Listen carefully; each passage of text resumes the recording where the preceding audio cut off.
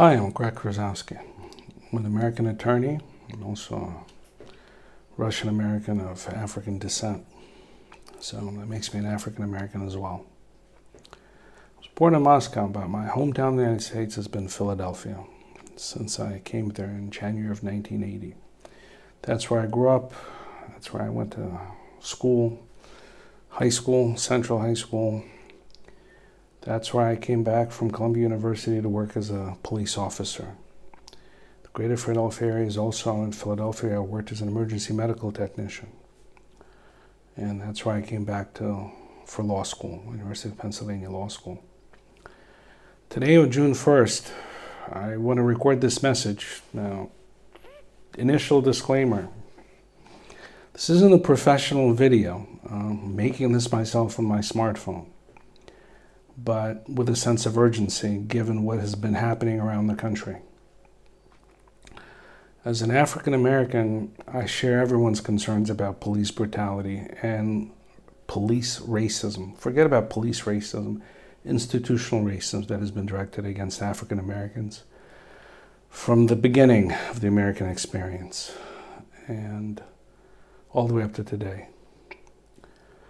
Unfortunately, things didn't end in the 1960s. Things didn't even end with the death of Martin Luther King, 1968, the year I was born. And probably most of you who are younger than me or my age obviously don't remember those events. But those who are older do remember the riots that took place after Martin Luther King's assassination. What I remember clearly is I started working as a Philadelphia police officer in 1989. Graduated from the police academy in August of 1989. Now it's been over 30 years. And I remember working in 1992 when the not guilty verdict came down in the Rodney King trial of the LA police officers that unjustifiably and illegally beat Rodney King after they caught him after that high-speed pursuit. For those of you who don't remember that episode, look it up on YouTube. Look at the savage beating that Rodney King received. It certainly wasn't commensurate with the crimes that he committed, and certainly wasn't justified by the level of resistance, if any, that he gave to the arresting police officers after the high-speed and obviously dangerous vehicle pursuit ended. But as we get older, I think it's our duty to try to pass on what we've learned along the years to the younger generation, to make sure that you guys don't make the same mistakes that we did, and also share our experiences with our contemporaries who today are probably in positions of power in business, in politics, and law, to help them, to guide them in making the right choices. Because remember, if we live in a country that's based on rule of law, then the only way we're going to change things are through established democratic legal channels. That means laws have to be changed. The enforcement of those laws has to be objective, equal, and effective. And for that, you need politicians who understand the needs of the population, who understand their rights of the entire American people, not just any select group, whether it's a economic financial elite or some other group that may be funding their election campaigns. What happened to George Floyd in Minnesota, in Minneapolis, is wrong.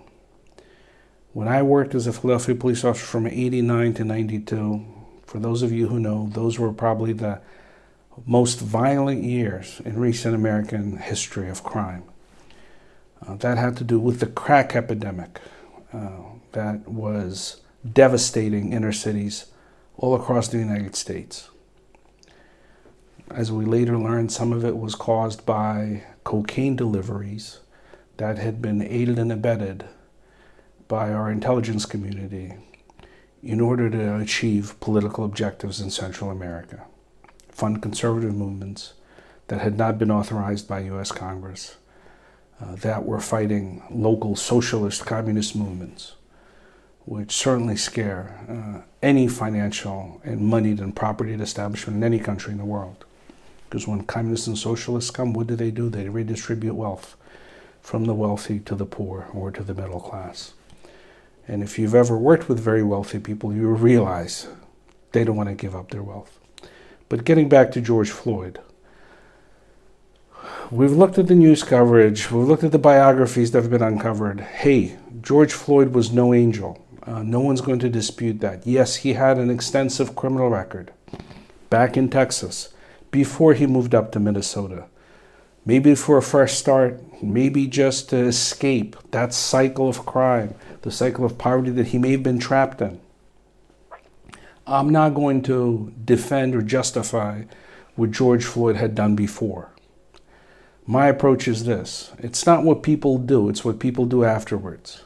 If he committed crimes for which he was convicted for or pled guilty, because as you know, a lot of dispositions in the criminal justice system take place through plea bargains. I'm sure he did his time, whether it was prison time or a combination of probation, parole, whatever.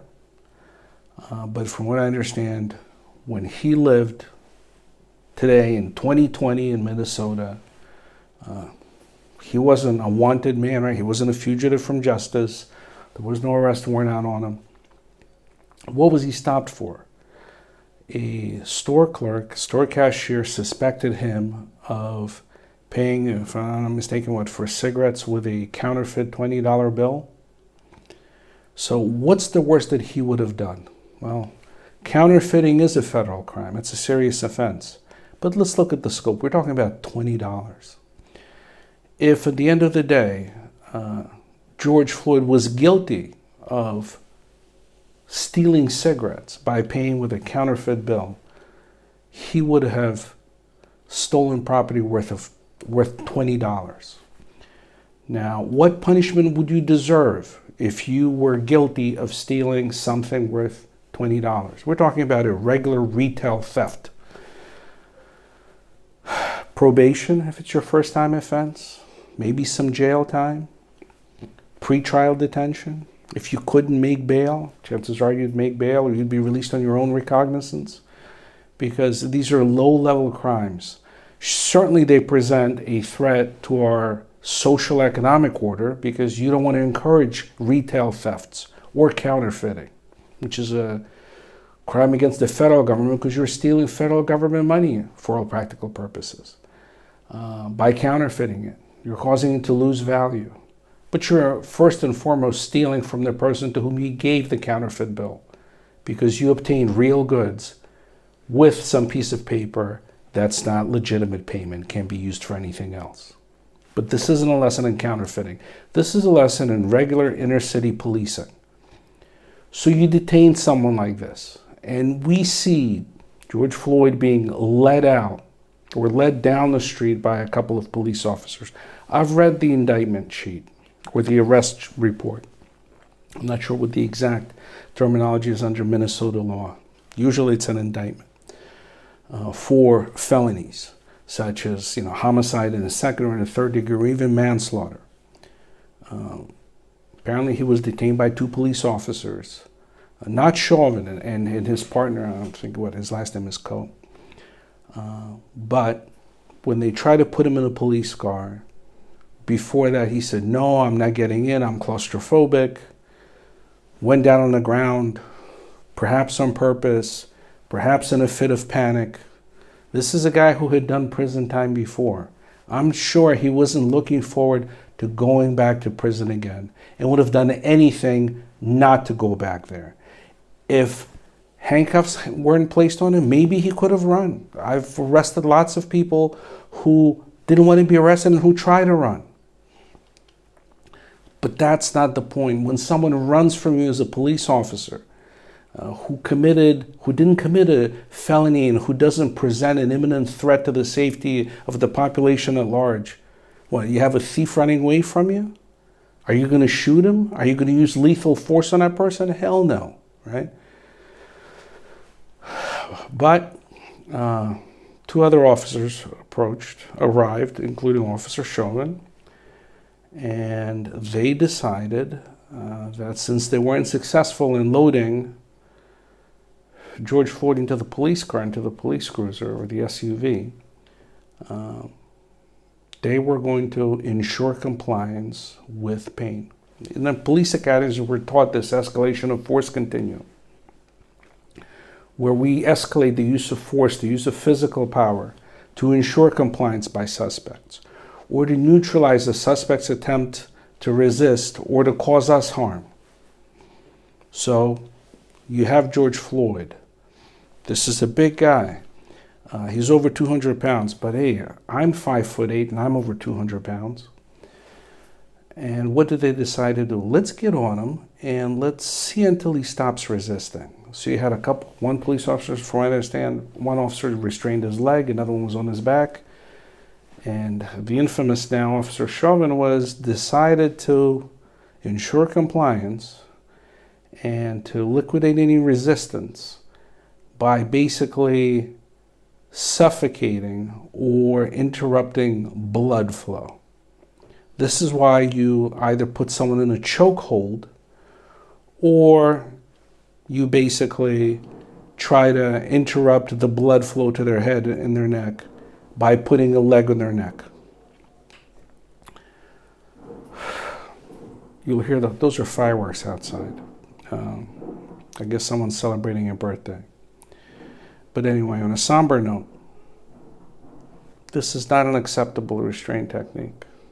If you have a suspect who's not handcuffed and who with his free hands is either trying to seize an officer's weapon or has a weapon in their hands, such as a knife or a screwdriver, maybe you would be justified as a last resort to use something like this, if you had no other way to restrain the suspect and to prevent injury to other people or other police officers. But you don't do this to a handcuffed person. But we all understand that. What's really crazy and depraved about this is that, first of all, I found really upsetting is that other police officers, at least Chauvin's partner who was in the car with him, didn't try to pull off to say, hey, what are you doing? But Chauvin probably was a more senior police officer and who had the respect of other officers. When we look at his record, at least what I've seen in mass media, this is a guy who had shot people before, killed people before in the line of duty, had police brutality complaints against him, but he was exonerated every time. So you have an aggressive cop who is not afraid to use lethal force, who has confronted violent offenders before, and he's also not afraid probably of excessive force, because any complaints that had been basically recorded, lodged against him, he was exonerated. We had police officers like this in Philadelphia that I've worked with. Yes, and they're dangerous, because once you get over the reasonable fear of using lethal force and killing someone or shooting someone, it gets easier. You don't hesitate anymore. In circumstances where other police officers would try to use other measures, you'll resort to lethal force because you've already done it. It's almost like bloodlust. So what's upsetting is that other police officers did not interfere. From what I understand from the indictment, someone said, hey, well, maybe we should put him on the side. Maybe we should let him go. Someone said, no, I'm gonna keep him down, guys. And everyone complied. Everyone acquiesced. What's shocking is that Chauvin was still suffocating this guy or depriving him of blood flow to the brain, which caused him to lose consciousness, for at least 2 minutes after Floyd ceased basically showing signs of consciousness. This is why you have, this depraved mind, and that's what you have in the statute that he was charged with. So there's no excuse. Does this happen in other cities? Look, we've had cases of police brutality, excessive use of force, including lethal force and murder against African Americans, against Hispanic Americans, against Asian Americans and Native Americans. And often the police officers got away with it. What do I mean got away with it? Their use of force was found to be justified by their police department, by the local prosecutor, or the local criminal justice system if they were ever charged and went to trial. We've also had cases where police officers were successfully disciplined, whether suspended, given reprimands, stripped of rank, or reduced in rank, where police officers were fired from their jobs, rightfully, where police officers were prosecuted and given some sort of a sentence. It may have been a minimal sentence, it may have been limited to pretrial detention, it may have been limited to probation, but that's significant. We've also had cases where police departments and police officers were found to be civilly liable, and the victims and their families received compensation. And I say this as an attorney now, this is important. You can't bring someone back, and often, especially when they've been killed, often you can't bring back people's health if they've been seriously and irreparably harmed or injured by the police. And we've had cases where people who had excessive use of force against them, for instance by tasers, people have been left paralyzed, have lost bladder function,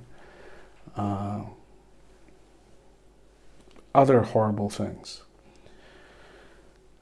Or people have been shot by police and they're left with serious injuries and in excruciating pain for the rest of their lives, even after multiple surgeries. But at the end of the day, what we need to do, number one, you let the criminal justice system do its work. You let it run its course. Here, swift action was taken. This wasn't like what we saw in 1992 in LA. This wasn't like with Eric Garner in New York. This wasn't like with Gray in Baltimore or all the other cases that we've seen recently. These police officers were immediately fired, all four, not just Chauvin, but the other cops who were there with him. His partner, the other two police officers who were actively restraining Mr. Floyd. And then they were charged. I saw a meme, or a meme, whatever how you pronounce it on the internet, with Morpheus from The Matrix, and said, "Did you know that you can be both against police brutality and riots?" And you know what? I'm going to agree with that. Because it doesn't take a genius, and it doesn't take a lot of effort to go on the street and instead of staging a peaceful protest and then becoming politically active to make sure that we get the political and the legal changes that we need in police procedures, in prosecutorial conduct of how they handle these investigations and charging police officers, and also in local legislation that allows police officers to be prosecuted and gives them commensurate sentences for abuse of authority and using excessive force and resorting to unnecessary police brutality. There's a reason why I say unnecessary police brutality. Often police work is brutal. When you're arresting criminals who do not want to be arrested, especially people who you're arresting for serious drug offenses. I'm not talking about, marijuana. Most people believe it should be legalized. We're talking about serious drugs that ruin neighborhoods and communities. Crack, meth, heroin, serious opioids, fentanyl, things like that. These people, or people who are carrying guns illegally, people who've stolen cars, people who've robbed, assaulted other people, committed burglaries, rapes, serious felonies. When you arrest these folks and they don't want to be arrested, sometimes you have to use lethal force. And it is brutal, and it looks brutal if it's ever taped.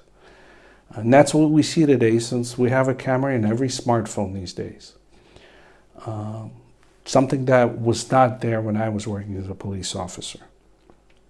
We also have police officers wearing body cams to give, the firsthand, the actor's perspective of what's happening. And I'm talking about an actor as in Hollywood, but the police officer himself, who's in the act of effecting an arrest.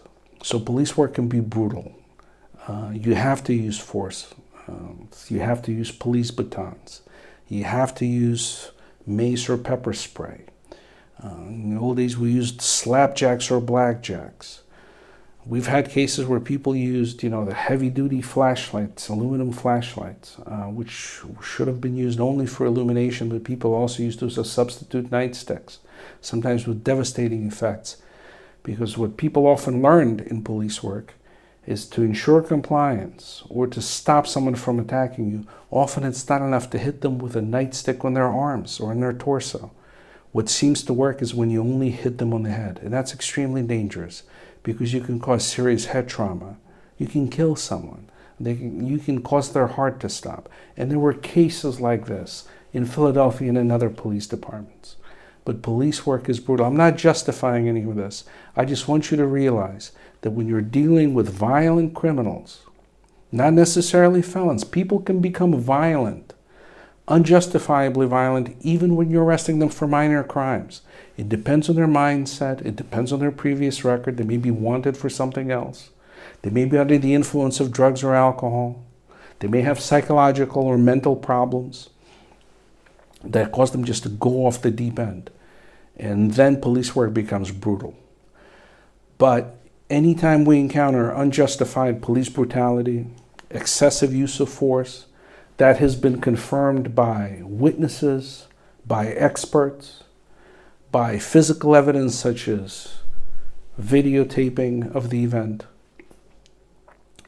photographs, other video footage, testimony of other police officers or bystanders who are credible and whose testimony is considered to be objective. In those cases, we cannot allow these individuals, who I will assure all of you constitute a small minority of police officers out there, to poison the atmosphere between police and the communities that they protect. So for civilians out there, yes, peaceful, lawful protest is what's needed. We need it. But we also need to become politically active. We have a two-party system. We have the Democratic Party and the Republican Party. Other parties aren't really in the position to do anything as of today in 2020. So depending on the state or the county or the city you live in, you have to think about what you need to do to get this message across to the politicians in the dominant political party. And if that dominant political party is not getting your message, is not acquiescing to your demands for justice, for criminal justice reform, for effective controls over police brutality and excessive use of force, and also just and fair prosecutions of those who are responsible, well, I guess then you're going to have to go to the other party. And hopefully they'll come into power. But that's the legitimate democratic process that we as Americans take pride in. If you don't think that the quote-unquote political establishment can be changed, or it will listen to you, and you think you're going to change it by resorting to violence, destruction of property, destruction of police cars, those are the police cars that are needed for police officers to protect your communities. I grew up in the Logan section of Philadelphia. This is right past North Philadelphia. Well, I guess it's a part of North Philadelphia. It's one of the poorest high-crime neighborhoods in Philadelphia. I know what it's like to expect and to need police protection from street crime. When you're walking down the street and someone comes up and robs you with a knife or at gunpoint. And this has happened to me and to my friends and to my neighbors. I know what it's like to be the victim of burglaries, the victims of car thefts. How about home invasions, aggravated assaults, simple assaults?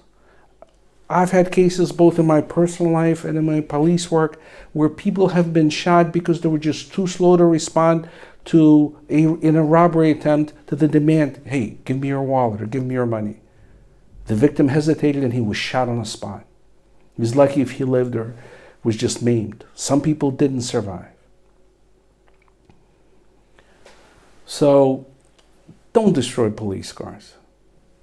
Don't burn down police stations, because the vast majority of those police officers put their lives on the line to protect you. And I'll say something that may be scary to you, and you guys can voice your objections. Back in the day when I was a police officer, yes, I've worked with racist white police officers, right? That's not a shock to anyone.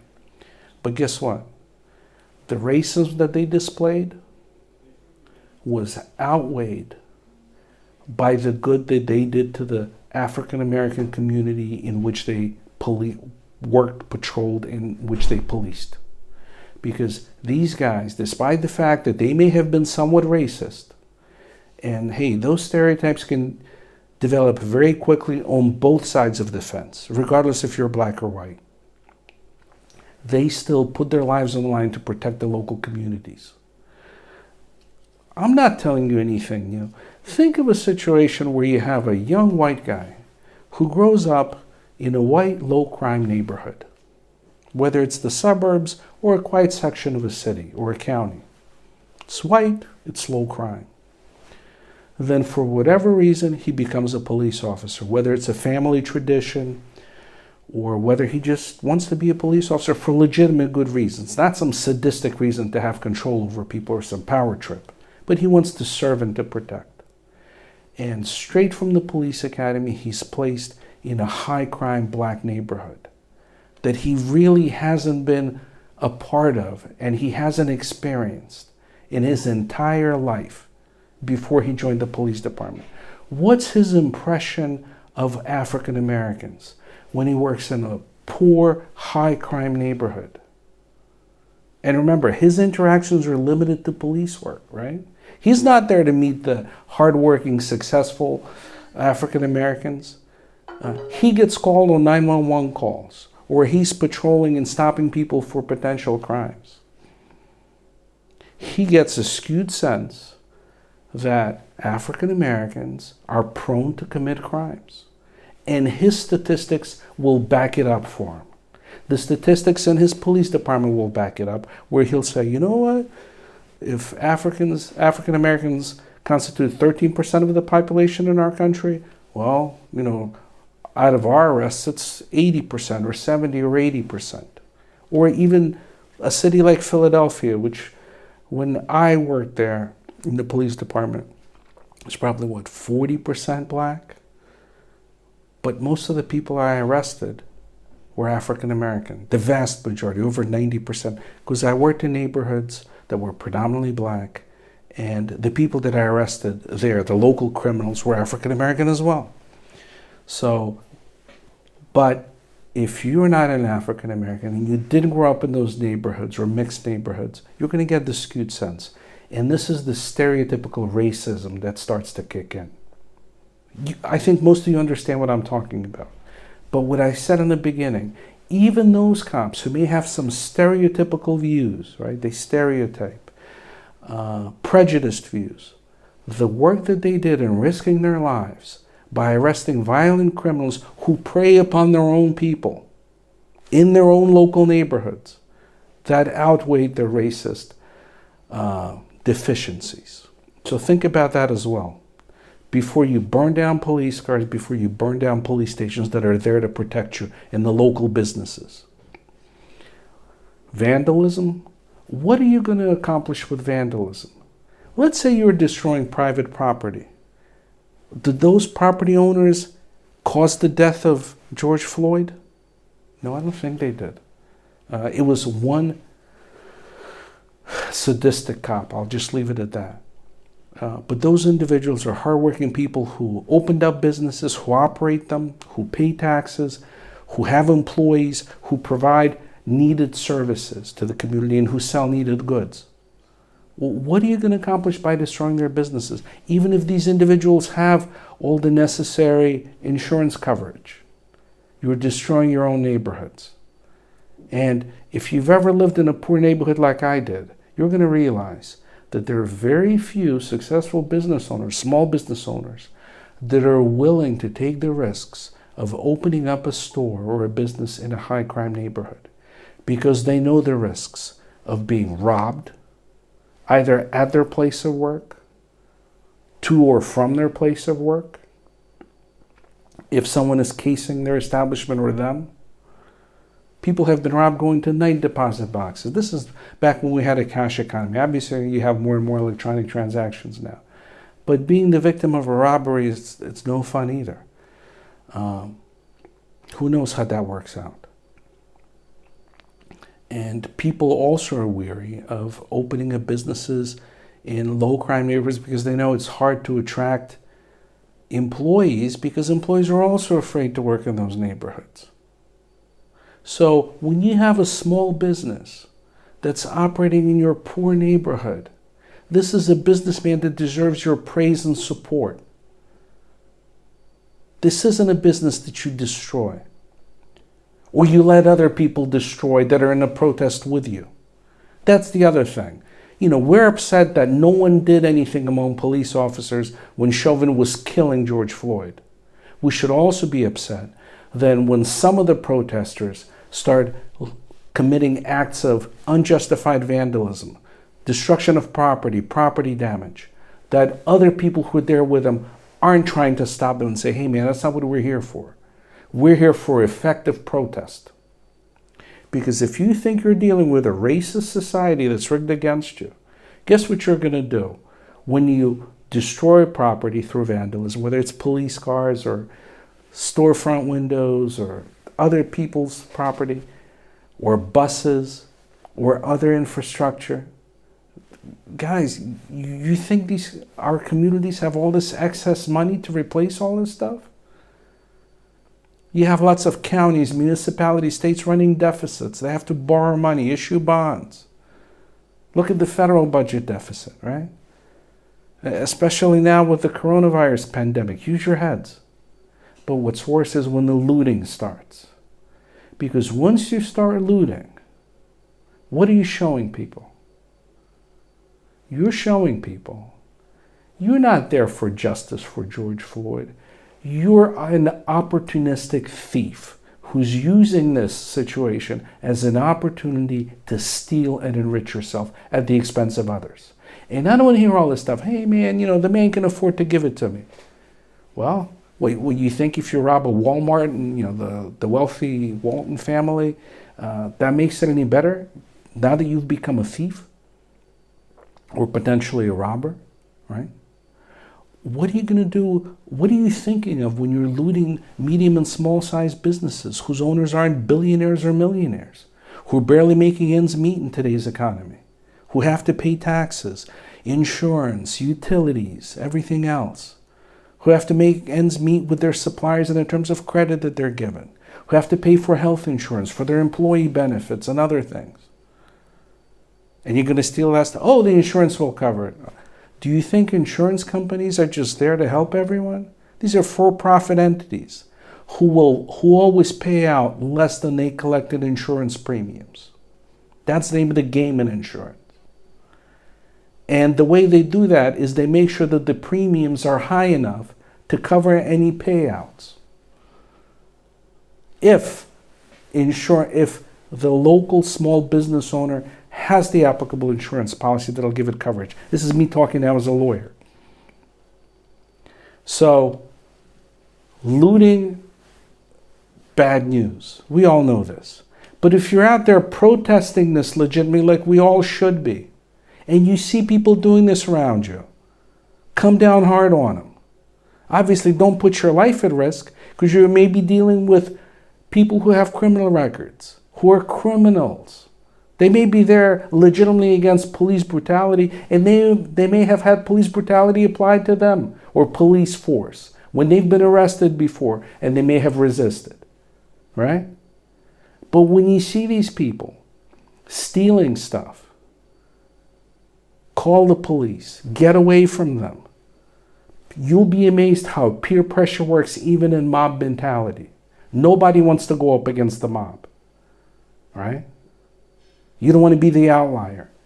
So if the mob told these people, stop, that's not what we're here for, we wouldn't have had the looting. Right? But people go into this frenzy, hey man, we can get some for free. That's what thieves do. They steal other people's stuff to get it for free. They don't care, right? So folks, let's come back to the definition of evil.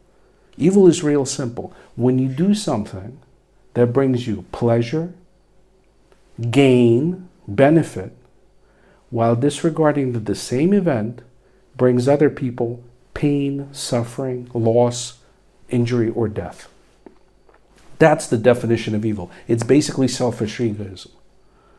So when I see these selfish egoists who are not just willing to destroy other people's property, right? Hey man, it's real easy to put a car on fire, whether it's a police car or a municipal bus or some trash truck or a fire engine or an ambulance or another person's just vehicle, whether it's a personal vehicle or a commercial vehicle. Doesn't take any brains to break the windows and to put it on fire.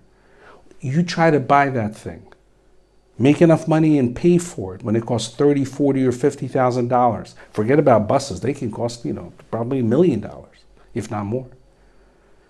So it's real easy to destroy things. It's hard to replace them. And if you're young, man, well, is your tax money going to cover it? Or you think it's a free-for-all? This is what you're going to do to your community? This is what you're going to do to your city? You think your city or your county or your town is going to have more money left for public schools, for other programs, for sanitation, for infrastructure? No. For municipal workers, right? For civil service workers? No. What you're doing is you're screwing your own people, your neighbors, and your county, and your city, and your town. You can't tolerate this stuff. Now, if you have small business owners who say, you know what, I don't have insurance that'll cover this. I can't afford to lose my stuff because I'm this far away from bankruptcy. And they decide to protect their store with firearms. Legally obtained, legally carried firearms. What do you think they're going to do? They're going to talk and negotiate to looters at the risk of having that firearm taken away from them or being assaulted? No, when you come near the store and they tell you get away from it and you don't, they're going to shoot you. And guess what's going to happen now? Now lethal force is used by a store owner to protect his property at the risk of killing a potential looter or a protester or a rioter. Doesn't seem like a commensurate punishment, right? But that's the law. That has been the law forever in human society. That if someone is trying to destroy your property, you have the right to protect it using the force that's available to you. And in self-defense, often excessive force is justified, accepted, and legal. This is why we have these stand your ground laws. That when you're confronted by a criminal who's assaulting you, trying to rob you, right? Because that's a robbery now. Burglars are stealing, and thieves are stealing things secretly. When you steal things by force, in the presence, and the owner is mindful of what you're doing, now you're turning this event into a robbery. This is a serious felony. These people are going to shoot you. And how is that going to work? What's that going to lead to? It's going to lead to more bloodshed, and we're going to have this vicious cycle of violence. Now, what I told you before as well, if you think you're living in a country that's either racist, very racist, or subtly racist, or racist enough to the point where white people are slightly afraid of black people, that they feel intimidating and are potentially violent and are a threat to them. What do you think politicians like this, whether they're local legislators, local executives, mayors, county commissioners, prosecutors, judges, what do you think they're going to do when they see this looting spread throughout the country and throughout our cities like a cancer? What do you think? You think they're going to say, well, we got to bring this to an end by prosecuting all cops who use excessive force? No. What they're going to say is, man, I don't mind if excessive force is used against looters, because I'm glad they didn't, loot my store. But what if these wild throngs, what if these thugs, all these little keywords with racist implications potentially, what if they start coming to my neighborhood? What if they decide to steal my car or stop my car as I if I accidentally happen to come upon, a place of riot? What's going to happen if I'm facing a potential home invasion? Huh? Right? This is what people are afraid of. They're going to support conservative policing. They're going to support strict policing. And let's get real. They're going to support excessive use of force and police brutality if it's directed at people who they think are criminals, regardless if they're not guilty until convicted, right? Innocent until proven guilty. They don't care about that. This is like in Dirty Harry and all the other Hollywood movies you see. And not just, let's look at all the Hollywood movies, right? Not just with white cops, but with black cops as well. What do they do to suspects? They beat them. They shoot them. They put other people at risk with high-speed police chases and shootouts and things like that. But that's Hollywood. But guess what? Life can imitate art as well. Works that way as well. So I'm telling you folks, don't fall for this. So that's my message to those of you out there who are participating in protests. Don't let it come down to vandalism. Don't let it come down to looting. You've completely defeated, not only have you, as people say, absolutely desecrated the memory of George Floyd, who died as an innocent victim, regardless of his criminal past, right? He died as an innocent victim. He didn't deserve this. In handcuffs, on the ground with his face on the sidewalk, or the asphalt, the roadway. So don't desecrate his memory. You're not doing any favors to his family or his loved ones. We're going to go, man, poor, we lost George, and now look at all these cities being destroyed, right? You're not going to build any goodwill among conservative whites. You're not going to build any goodwill among conservative African Americans. After I finished high school, Central High School of Philadelphia, one of the top schools in the country at the time, that happened to be in Logan. I went off to Columbia University. It's an Ivy League school. I was lucky. I did very well in high school. And I was able to go to Columbia. That was my first choice. I got accepted to all the other schools I applied to, and I had scholarships and good financial aid. But many African Americans like me, who ended up getting a good education, undergraduate, graduate education, who were able to be successful professionally, do you think they came back to neighborhoods like Logan? Right? And this is no secret. What did people say? Man, why would I live in a high crime neighborhood? What, so I can be example to the kids? Yeah, I'd like to be an example, but I also don't want my car stolen or broken into. I don't want to get robbed as I'm coming home, if not worse, right? I don't want to have my home burglarized or broken into by some crack addict or some other drug addict or just a criminal, petty criminal. So people, successful people, leave those neighborhoods and they become conservative, and they also approve conservative, aggressive police tactics because now they're not on the receiving end of, police work. They're enjoying the benefits of having their community protected by moving to a quieter, low-crime, wealthier community and hoping that the crime will not spread from poor, high-crime neighborhoods to where they're living in the suburbs, right? Or wealthier parts of their city or their county. So think about it. If you want to make a proper impression, think about what Martin Luther King said all these times. If you want to reach people, to build an alliance where we all work together to try to eradicate police racism in the criminal justice system, not just among police officers, but also in the correctional system, in courts, right? Among prosecutors, because these are all the steps you go through, right? You get arrested, then you're before prosecutors who may be racist, and they're going to treat you the following way. When they determine what charges to file against you, pass on into court for trial, or how they're going to plea bargain with you. And those of you who have experience in criminal law, you see all this, right? Or you're going to have, if you want to be treated fairly by judges, or legislators who define what the mandatory sentencing laws are going to be, what the repeat offender laws are going to be, right? Like 3 strikes and you're out. And I've had clients who 3rd strike for some minor petty stuff, and now they're facing life in prison. What do most of those people do? They run. They become fugitives because they're not interested in doing life in prison, if they can run, right? The ones who can't run end up doing life in prison or, without possibility of parole or mandatory 25 years, which is useless for everyone.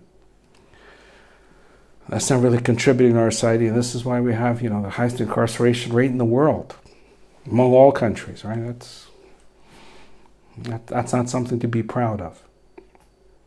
And those of us who are Americans who've lived abroad long enough and who have a global international perspective recognize this.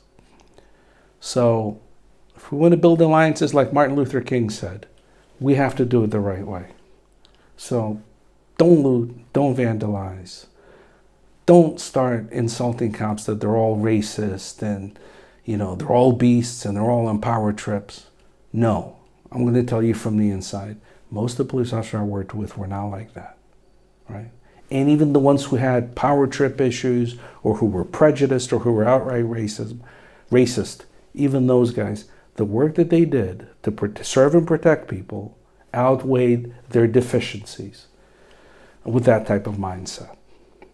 They've paid their dues as far as I'm concerned. My message to politicians, to fellow police officers, and just to the public at large who's seeing this and who's thinking, what the hell is going on? To police officers, we have to let people know that we don't support police officers like Chauvin. But that doesn't mean that you abandon your neighborhoods to the rioters, to the looters, to the vandals, right? Rioters, looters, vandals. You don't abandon your neighborhoods to those. You don't leave your police cars to be destroyed because you're emboldening people. And criminologists will explain this to you, and psychologists.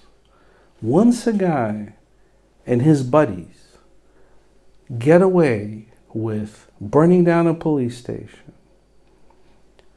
throwing brick through the windshield of a police car or its windows and setting it on fire, assaulting police, are they more likely to do it again? Yes, because they're not going to be afraid to do it again. They've overcome this important psychological hurdle that most people have when it comes to challenging the police or assaulting the police or destroying police property.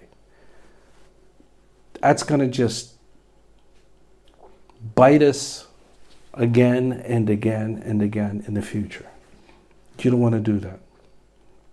Local politicians, if you see this developing in our cities, in your cities, curfews right away. You have to tell police, don't use excessive force, but you have to make sure people comply with your demands. If the demand is disperse, then the police have to be allowed to use sufficient force to ensure that protesters disperse. Sometimes, yes, you have to use water cannons, you have to use tear gas, you have to use paint guns to mark offenders for further identification and detention. Yes, you have to use police horses. You may have to use canines. You may have to use other non-lethal means.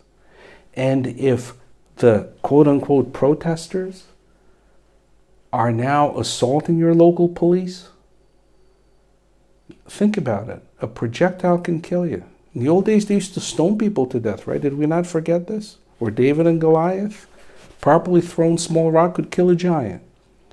So if someone's throwing a rock or a brick at a police officer, or heaven forbid a Molotov cocktail, right? Glass bottle with gasoline, or a plastic bottle, the police officer does have the right to use lethal force to protect himself. And if you say, oh, we can't have this, well, what do you want to have? Do you want to have your police officer maimed and assaulted by criminals? Because once those criminals get that bloodlust, you think they're going to hesitate when it comes to robbing someone in the future? Next time, if they can't loot, They'll just come into a store and rob it. They're not afraid anymore, right? They've got the right gear now. Can't identify them. They're wearing masks, bandanas, whatever. So, I hate to say this. My opinion, based on what I've seen, not just in the U.S., not just in Philadelphia, and the cities that I've lived in the United States have been Philadelphia, New York, and Greater Washington, D.C. All three, look what's happening in them today, over this past weekend. You have to have enough initiative, enough political strength and courage not to allow your city, your county, your town to be devastated by unjustified, lawless looting or vandalism. We're not, excessively wealthy where we can afford to just replace expensive police cars like this or police stations, especially with the budget deficits we're going to run at the end of this coronavirus pandemic, and we're nowhere near the end. I can imagine how many new cases of infection we're going to have now after all these protests and riots. Think about that. So don't be afraid. You have to protect your communities. If you have to call in the National Guard, you call in the National Guard. And that's something scary as well, because we've talked about how militarization of our police forces can lead to additional violence against people. But if you have no other choice, if your police officers don't have all the necessary riot equipment or just the numbers to deal with the sheer number of protesters, of rioters, you have no choice but to call in the National Guard. When you bring in soldiers who are not trained to be police officers, local law enforcement, what are they going to do? Imagine you have someone with a semi-automatic weapon, assault weapon, and someone starts throwing rocks at them or Molotov cocktails. They're going to return fire. Right? We don't have a tradition of warning shots in our country, do we? Because we know those bullets sooner or later have to land somewhere. So usually we aim for center mass, and soldiers are trained the same way. And that could escalate violence, but what we've seen in the past, and if you don't study it, you're going to be ignorant enough to repeat the mistakes. Military presence is often effective. It's the last resort, but you do what you have to do. Because we can't afford to have our infrastructure, our cities, our private businesses burned down. They weren't responsible for what happened to George Floyd, right? It was one sadistic, potentially racist cop who did it. Some of you will think, no, he's not sadistic. He just, didn't realize what he was doing. He figured the guy was just simply unconsciousness and stopped resisting and didn't get him out. Well, maybe. I still think it's sadistic, because someone who's not responding, you don't keep your leg on their neck and your knee for 2 minutes after they're no longer responsive, no matter how warped your sense of time is. That's my message to politicians. Support your law enforcement, but also ensure your population. Support your local and protect your local businesses, but also ensure your population. Assure them that police brutality and excessive use of force, racial targeting, or any racism is not going to be tolerated. Because it really does need to be eradicated for us to heal as a country. My message to business owners, whether you're a small, medium, or some corporate executive of a chain, well, I think reform also starts at home. Make sure that in your policies in the workplace, you don't encourage, but you discourage any type of racial discrimination. And also be sensitive and accommodating of minority applicants for work from disadvantaged communities who are trying to break the cycle of poverty and violence. Sounds like affirmative action? It may be. But those people need extra help, because I've seen this in poor neighborhoods where you're trapped in there and it's hard to find work, and you apply for jobs in businesses outside of your neighborhood and they're already kind of looking at you, right? Especially if you have any sort of a criminal record. They'd rather hire someone who's more like them. from their neighborhood, from their social economics, status or level of level of society, their ethnic group, their religious group. So people are at a disadvantage. And as businesses, well, I feel for you. If you're a small businessman and you want to protect your property, and you're certainly entitled to it with our, gun laws, but think twice, because, taking a life, even if someone who wants to be a thief, who wants to be a looter, a marauder, that's not, commensurate punishment. Especially if you can cover your losses with insurance. My message to those of you, to all of us, but the electorate who's going to vote in the next elections, whether it's presidential elections or for your local legislature, state, county commissioners, or city council, our Congress, our Senate, let's make sure that we leave people in office, or we put people in office who are going to help our country heal, who understand that racism is an issue that hasn't gone away since 1968, since the death of Martin Luther King.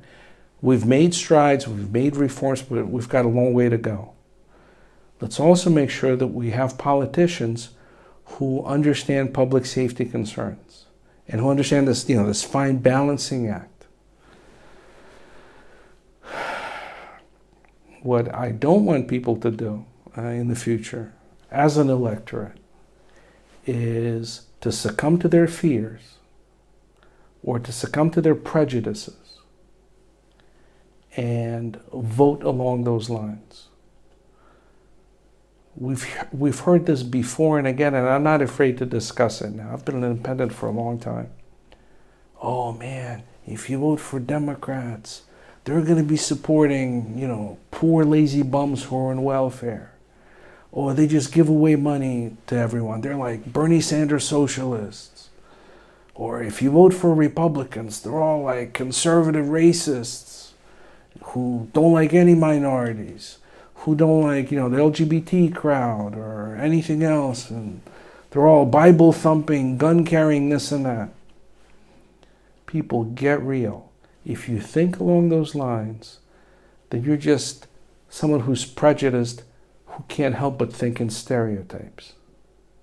We have good people in our country who are God-fearing, who are religious, regardless of the faith they practice, whether it's Islam, Christianity, Judaism, Buddhism, other native religions, other indigenous religions, Hinduism. These are major faiths around the world. Who cares, right?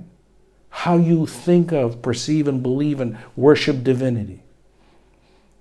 As long as your divinity and your sense of it tells you that you're here to do good. You're not here to be evil and do evil at the expense of others. Yes, we have people who strongly believe in the right to bear arms, to protect us both against criminals, to be able not to have to rely on the police to save us.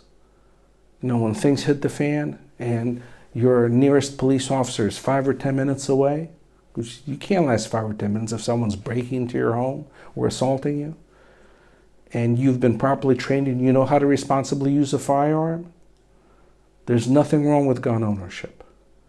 But we do know that guns in the hands of untrained, scared, prejudiced people are going to do damage.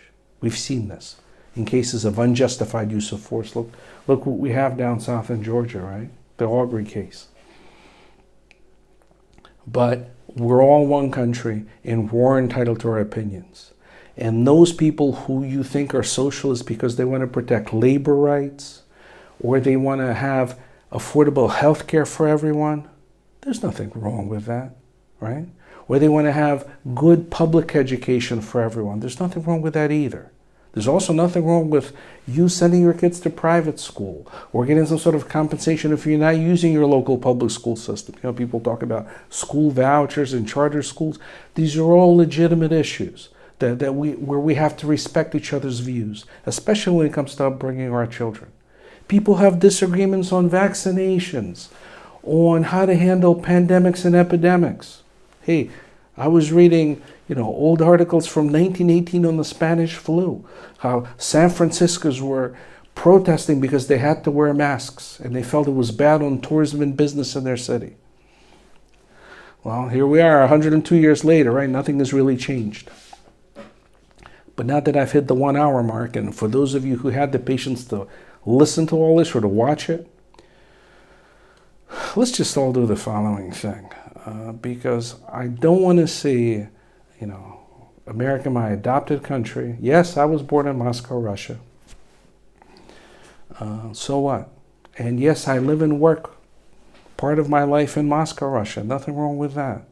Because I don't want to do anything that's going to harm the U.S. I also don't want to do anything that's going to harm Russia.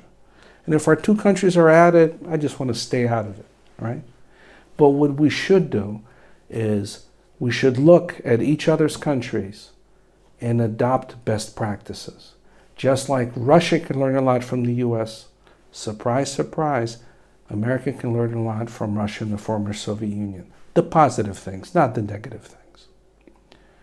So, please, folks, we have to overcome this to honor the memory of George Floyd, to honor the memory of all the innocent victims of police brutality and excessive use of force and their families, to honor the memories of civil rights leaders like Martin Luther King, like Malcolm X, no matter how controversial you think these people are. And we have to reach a constructive approach on resolving this. And the constructive approach has to be this. When you encounter a police officer, just like Martin Luther King said, right? You should expect to be treated equally with respect and not based on the color of your skin, right? But the content of your character. You don't want disproportionate use of force against you just because you happen to be a minority. You don't want to be the victim of selective enforcement or selective prosecution. You don't want to be the victim of disproportionate sentencing. And we've seen this in the criminal justice system too. We've heard all these cases, right? Where identical crime is committed, one by a young black guy who doesn't have a college degree or any college education, may not have probably dropped out of high school sometimes, right? And look at the sentence he gets. And then you have the same crime committed by a young white man from a wealthy, established family and who may have some college education. He gets totally different treatment for the same time of crime. And people say, yeah, well, that's justice, right? Just us. So let's overcome all those issues. But we have to do that through discourse, dialogue, and peaceful protest. If we want to have a dozen million man marches or a million women marches, let's do that. We've seen the peaceful marches, and they're an inspiring example. But they're also useless if you don't follow this up with grassroots political action to make sure that you hold your politicians accountable. Or you elect the politicians who you want to share the views that I've expressed today, right? And by the way, overcoming racism, it's not something that can be forced upon people. We've seen this in the 60s and the 70s. We can force busing, we can force integration of schools because we want people of all color to have equal access to equal educational facilities. Right? To public swimming pools, to clubs. We don't want golf clubs, country clubs, right? We don't want people to be discriminated in their place of work or in other places. But that doesn't change the mentality and the mindset and the stuff people say in the back rooms when no one's around. And you know what I'm talking about. And this isn't just, white people. I've seen reverse racism as well, where I've seen I've heard of participate in these conversations say pretty racist things against white people. That's not cool either, right? Same thing with people who are Spanish speaking, who come from South, Central America, from other Spanish speaking countries.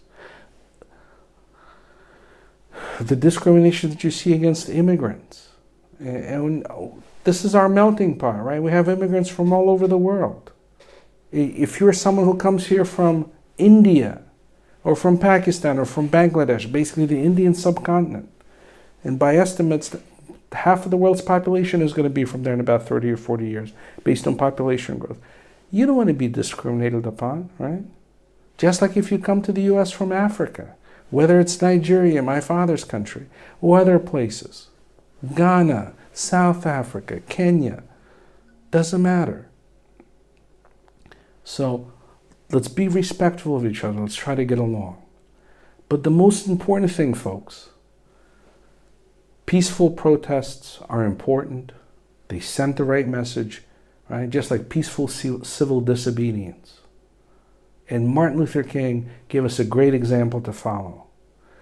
Looting, rioting, you can force some things, but you're also going to get the backlash. And often the medium and the long-term backlash may be worse than the short-term gains that you've gotten from this stuff.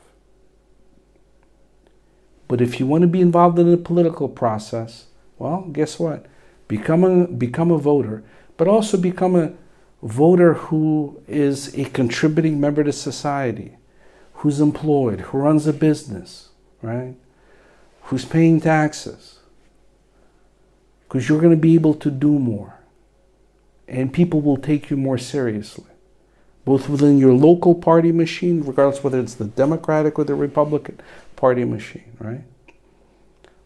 On the city level, town level, county level, even on state level. This is what we need to do. But right now, we need to make sure that the rioting and the looting comes to a stop. That means we have to get protesters involved, the law-abiding ones, not the opportunistic looters, not the irresponsible vandals who are going through this because it's just a youth phase, right? But we also have to get local politicians and law enforcement involved to make sure that they're not afraid to protect property, right? To maintain the peace, but without using excessive force. They may have to do some brutal things because they're going to be confronting people who are trying to hurt them. But that's part of police work, right? That's about it. I just hope things work out, and I hope all of us act rationally and come together as a country to make sure that we heal and that we move forward, and that our country doesn't become more divided among party lines, among racial lines, or even socioeconomic lines. Because that's not what America represents to me, and represented to me when I came to the US at the age of 11.